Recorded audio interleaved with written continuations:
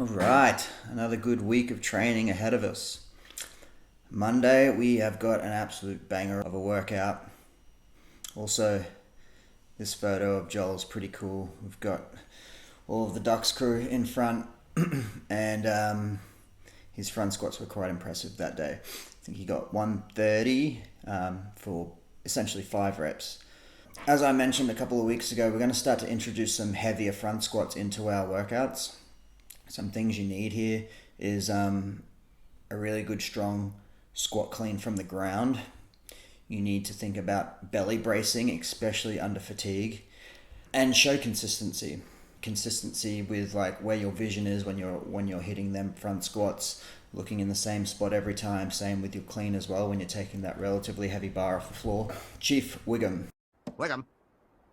Yeah, right, buddy. Liquor store robbery officer down, sure. 20 minutes on the clock. You're going to get through as many rounds as possible. We're going to record this workout in reps though. It's just going to be a little bit cleaner on the leaderboard. You're going to start with 30 or 24 calories on any machine, 5 or 3 bar muscle ups, and then round 1 you're going to do 10 front squats.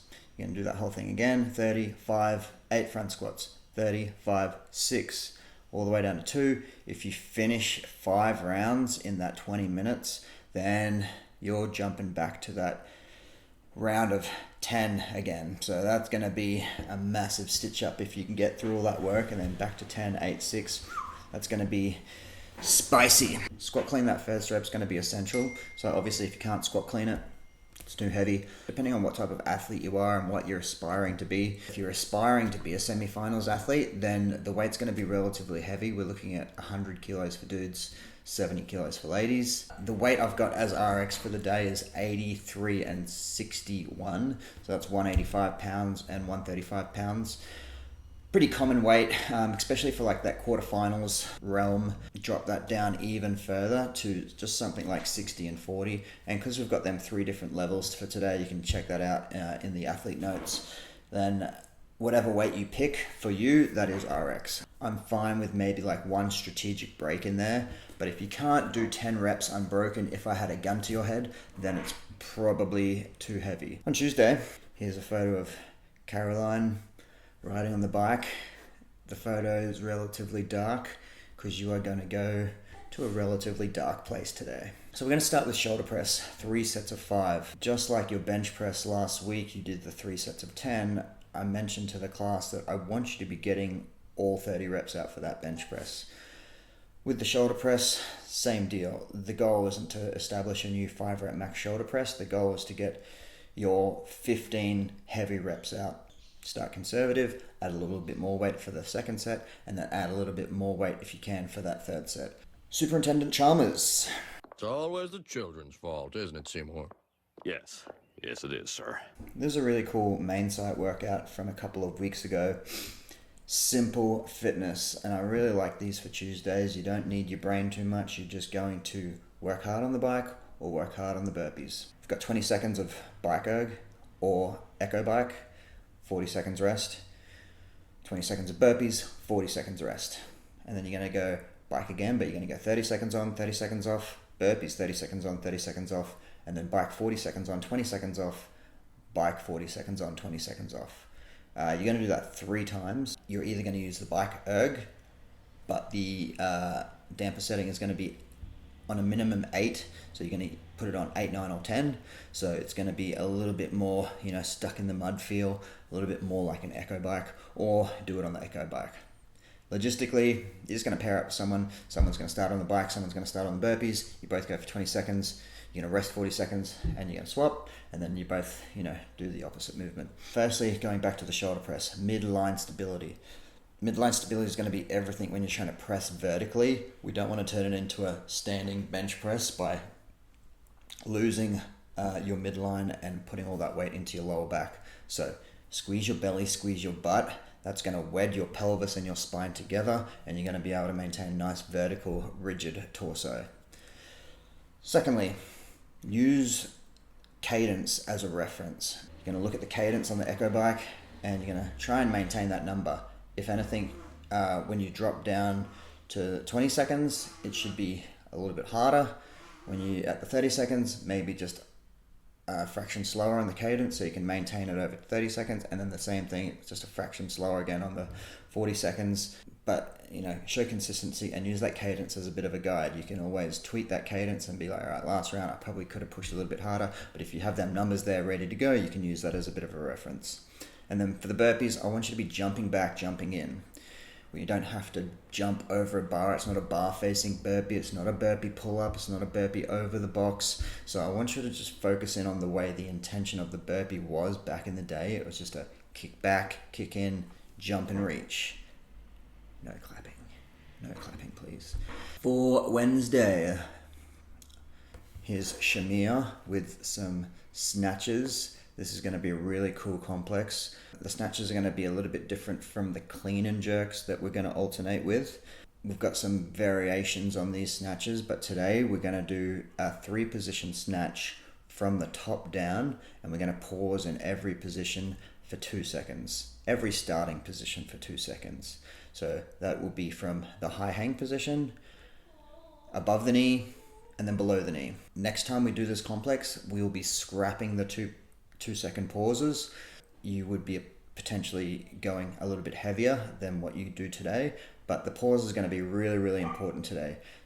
Pauses develops positions, and if you are out of position, you're going to feel really, really out of position if you're pausing there.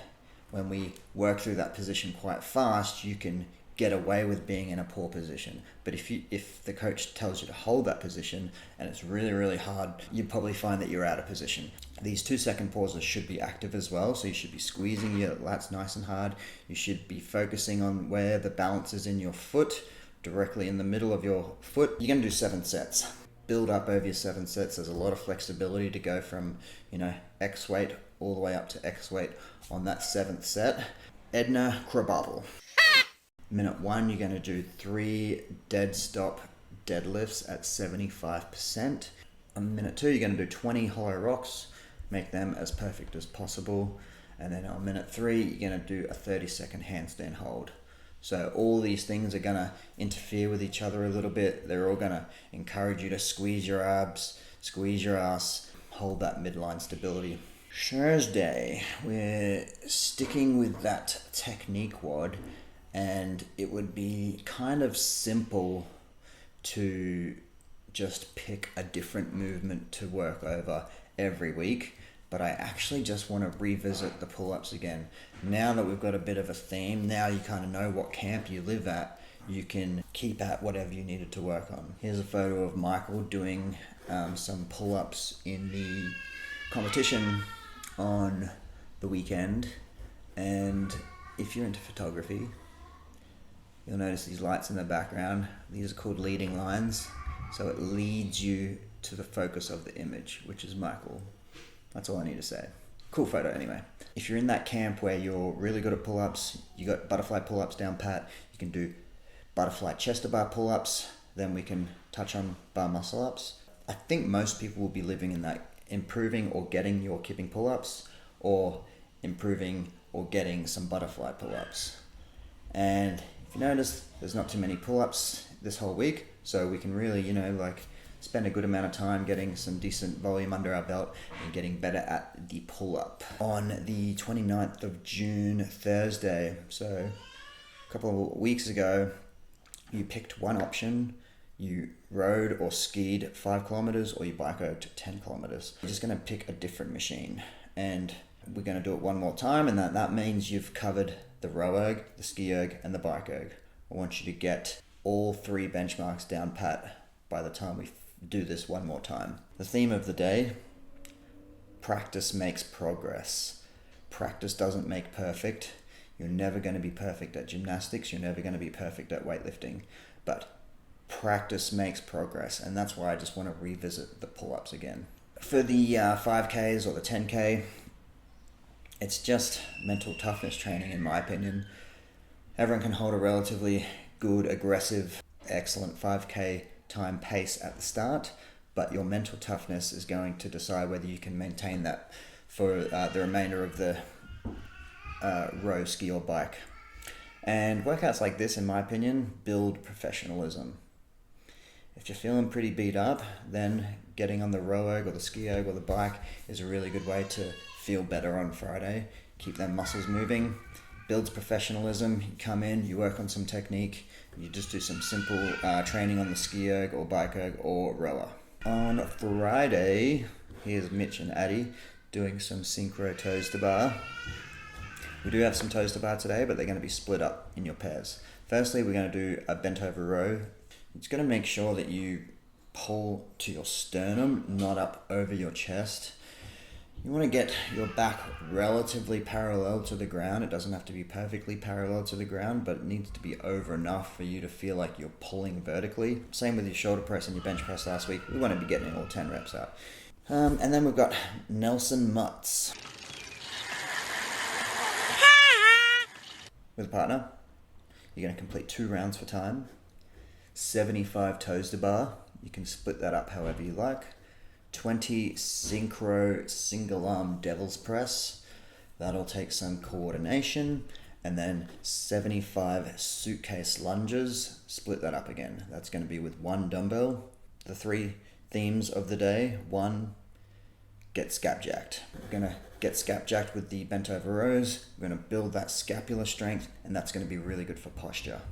2, anti-rotational strength. So things like a suitcase lunge where you're holding the weight in one hand, a unilateral exercise, that's going to build these muscles that surround your core to stop you from twisting. The weight obviously wants to pull you in one direction, so that anti-rotational strength is really beneficial for things like obliques and serratus muscles that help engage your core and to keep more postural. And communication. So communicate with your partner. You go, you do 10, I'll do 10. And you know what? Communication is really important as well. When things don't go to plan, usually it's all fine and dandy when things do go to plan, but if things don't go to plan, you're like, all right, let's just do 10s. We'll always do 10s. And then all of a sudden someone starts failing at 6, 7, or 8. You're like, oh no, we're supposed to do 10s, now what? It's like, you know what? You just need to come up with game plan B straight away without thinking about it too much. This photo I really, really like. It's kind of like special to me. It wasn't my heaviest weight. That was my first attempt. But deciding whether we face the crowd or we face away from the crowd. And I just found that I'm one of them athletes that really, really like to put the pressure on myself to face the crowd, especially if they're people that I know. It's mainly because I just don't want to let them down. I know if I can see their reactions and if I can feed off their energy, it's actually going to be really good for me. Try to learn to be really good under pressure. So on Saturday, we got Ned Flanders. Everyone else loves Ned Flanders. Not me. It's a 20-minute AMRAP by yourself. Really good, simple fitness today. 400-meter run, and then you're going to do 3 rounds of 5 hang power cleans, 10 push-ups, 15 air squats.